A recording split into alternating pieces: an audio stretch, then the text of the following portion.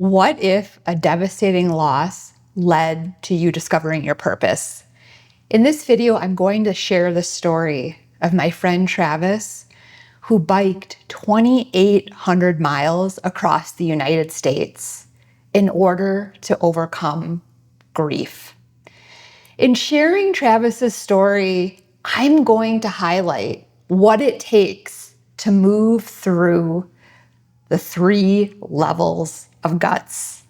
If you're someone who wants to live a more courageous life, if you're someone who's experiencing adversity, if you're someone who's wondering, is this all there is? I would say watch this video until the end because it is for you. So let's dive in. When we think about what it takes to embrace our guts, it seems like this abstract concept. So I wanted to make it more tangible, starting with level 1. And we can think about this level as the what. What is it that you're meant to do with your life? What is it that's calling forth in you? You could experience a quiet whisper, or there could be a loud, blaring sound of like, get your life together. When I think about level 1, what comes to mind is the work of Joseph Campbell, specifically the hero's journey. What Joseph Campbell said is this: the cave you fear to enter holds the treasure you seek. What does that mean exactly? In level 1, we may know we're meant for something bigger. However, that fear is often what holds us back. I hear this fear regularly from the clients I work with as a career and executive advisor. They tell me, Colleen, I can't possibly pursue my dreams or go after this goal because I'm afraid of judgment. I'm afraid of rejection. I'm afraid of failure.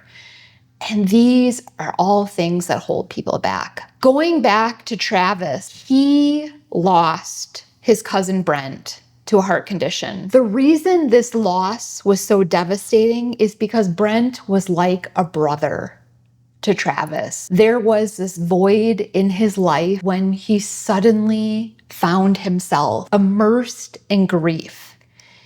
And so he asked himself, what can I do to honor Brent? What is it that I can do to celebrate his life? Brent was an avid cyclist. So Travis thought, what if I cycled from Washington, where Travis lives, to Indianapolis, where Travis grew up? Travis then took it a step further and thought, what if I created a nonprofit to raise awareness for youth mental health, a cause that he is passionate about? And so it's really important to have this clarity. Initially, it could be more abstract of like, this is my vision. I want to embark on this cycling adventure. I want to start a nonprofit. Because that information then leads you to level 2, which is the risk rookie. This is all about the how. And it's absolutely imperative in level 2 that you take action. Because what I find in working with coaching clients is they'll tell me, Colleen, I have this dream. I would love to start my own business. I would love to relocate. I would love to have a healthier relationship, whatever it may be. And they feel so overwhelmed because they're just looking at the big picture, which is important. What I do is I help clients break down their big dream into actionable steps. I'm like, let's just start small. Let's do one thing that will help you move towards the goal. For Travis, what he did is he trained for his 28-mile bike ride for a full year. He said there was a steep hill that he would do over and over, not only to help increase his his endurance, but also to increase his confidence. Travis also started working on Cycling on Purpose, which is the nonprofit that he started. And you think about the difference from like, oh, I want to complete this long bike ride. I'm going to hop on my bike. Okay, that's likely not reasonable, for a majority of people. But instead, it's like, what do I need to do on a daily basis, on a weekly basis, on a monthly basis in order to get ready for a long bike ride? And I think what's really important in level 2 is to know that you're going to face obstacles. You are. Like if you're training hardcore, you might face injuries. You might struggle in like figuring out how to create a nonprofit. You might encounter people who don't believe in you. You might be headed down one path and realize like, this isn't working at all. I need to pivot. So I feel like in level 2, you are tested beyond belief. Like you need to dig deep to find resilience and tenacity. Then you move to level 3, which is a guts champion. In the case of Travis, I'm happy to report this past summer, he completed his 2,800-mile bike ride. He was successful. When I listened to Travis recount his experience, I'm like, whoa. I mean, he went through quite a transformation on a physical, spiritual, emotional level. But what I found fascinating out of all that he shared was on his very last day, Travis completed 100 miles, the most miles he had ever cycled in his entire life. He did after just cycling 2,700 miles over the course of 50 some days. This particular experience reminds us that we are capable of so much more. I know it's cliche to say that, but it's really interesting to consider like what happens when we have the courage to test our limits. What happens when we have the courage to move outside of our comfort zone? Like what happens when we just go for it? We don't know what the outcome will be. Travis didn't know if he would make it 100 miles, but let me tell you, he was determined to do everything possible to make his dreams a reality and end in his final destination in Indianapolis. So you may be watching thinking, okay, well, I understand, these 3 levels of guts, the hero within, the risk rookie, and the guts champion. Like, why should I care? Why should I care about leading a gutsy life?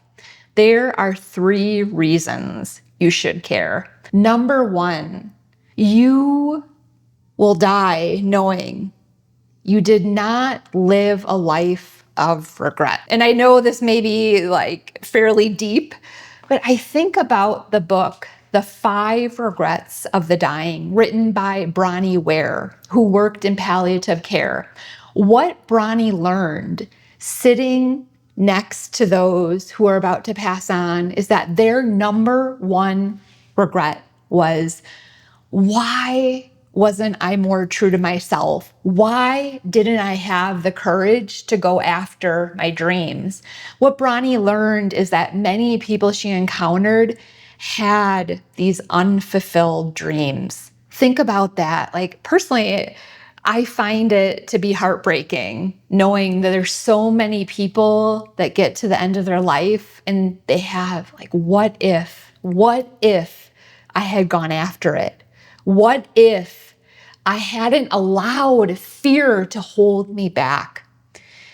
Don't be that person. Don't be that person who lives with regrets. Number 2 reason you should lead a gutsy life is you discover more of why you're here. You discover a bigger purpose to your life. I don't know about the rest of you. I encounter a lot of people who seem to be apathetic. And I know myself, there's been times in my life when I haven't been in my purpose and I've gotten out of bed and I'm just, life can seem, pretty banal. You feel like you're just, going through the motions. And what Travis shared with me is the more that he started training for this cycling adventure, the more he was committed to his nonprofit, the more that his depression lifted. He had been struggling with depression for 1.5 years. His big dreams, his vision, not only for his life and for his community, for the world,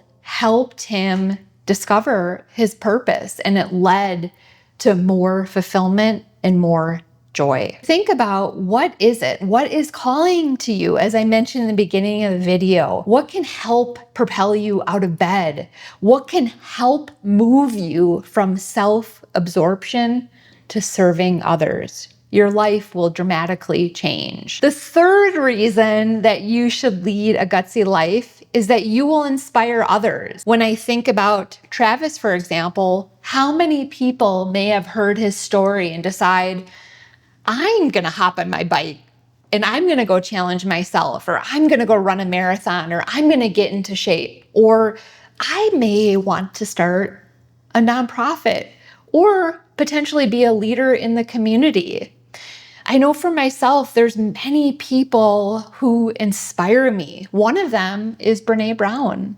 She is all about living courageously. One of my favorite sayings of Brene is, if you're not in the arena getting your ass kicked, I am not interested in your feedback. And I share that because she is so bold. She is a straight talking Texan who's like, look, I am doing hard things. Like, if you have constructive feedback for me and you're also doing hard things, I welcome it.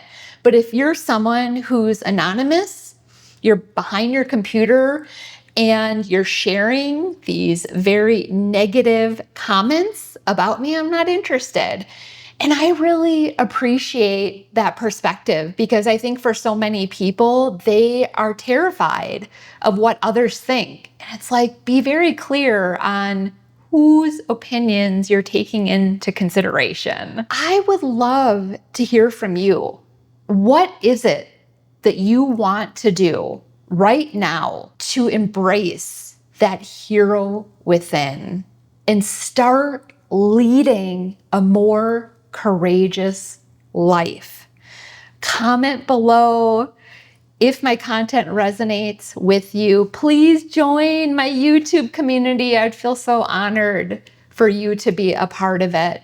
And reach out if you would like one-on-one support to go after that big, bold life, or even a more quiet, meaningful life that you know you're meant to live.